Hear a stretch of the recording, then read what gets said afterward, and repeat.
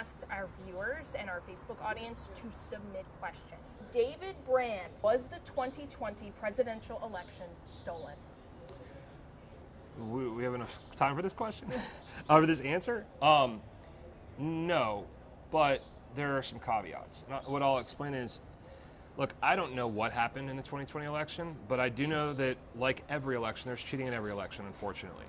Was it enough to overturn the race?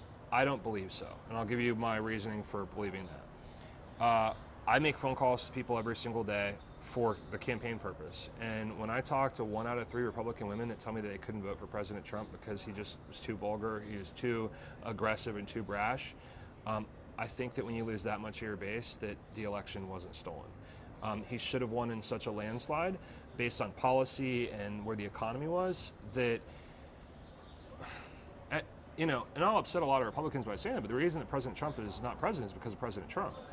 And yeah, was there, did 80% of the media coverage, for 4 years, was it against him? I mean, that should have played a bigger role, and it's surprising that he got as many votes that he did. I mean, he had a lot of negative publicity towards him for 4 straight years.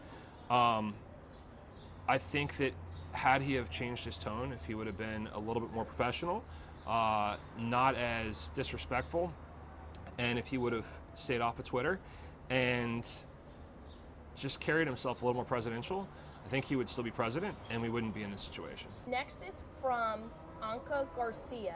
What is your stance on Ukraine? Ooh, all right. So having been to Ukraine several times this year, got to help with an organization we work with called, I don't want to give the info. You were doing PR for a group, and you actually had your boots on the ground in Ukraine. Correct, and beyond that, I volunteer with the group. And I don't want to get into the name of it because they're nonpartisan and they don't need to be drugged into a political campaign.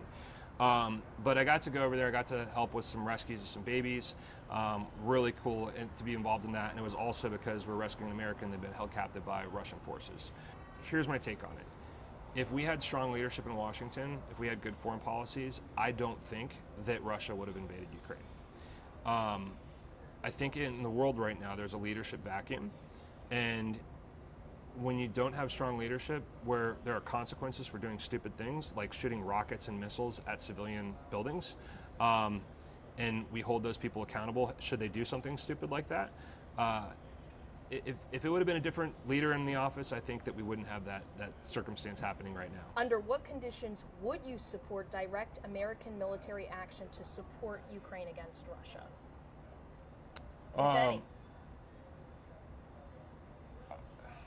I think that, one, I would like to speak to our military leadership in terms of really, before I answer that question and say, okay, I'm going to, we need to do this, we need to do that, I'd like to actually get a briefing and understand where they feel on things and what they think our readiness capabilities are.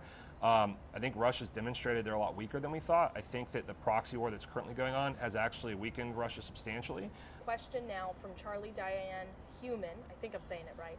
Do you support women's right to choose and what happens to her body? So this question, right, is one that has been asked a lot this campaign.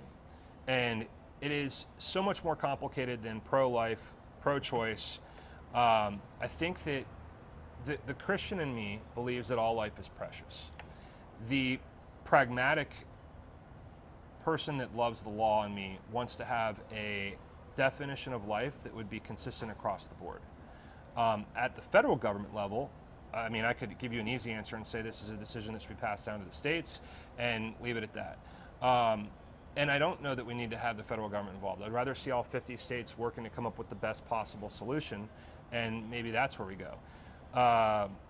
In terms of, from a pragmatic standpoint, if we could get Democrats and Republicans to agree, at least from a legal standpoint, on when life begins, because right now we don't have one. Which I don't drink, but if I did drink, if I was to have 3 beers here, get in the car and drive and rear end a woman who's on her way to the abortion clinic in the state of Florida, and that baby was to die, the state would pick up the charges against me and charge me with DUI manslaughter. It wouldn't even be up to the woman. It would be the state of Florida. That's the way they would do it. So the question is, how do we have a law that is fair and balanced on all sides? So I think that maybe there's a definition where we have like a heartbeat law, where when there's a heartbeat, we judge a death by a heartbeat. Why not judge a life by a heartbeat?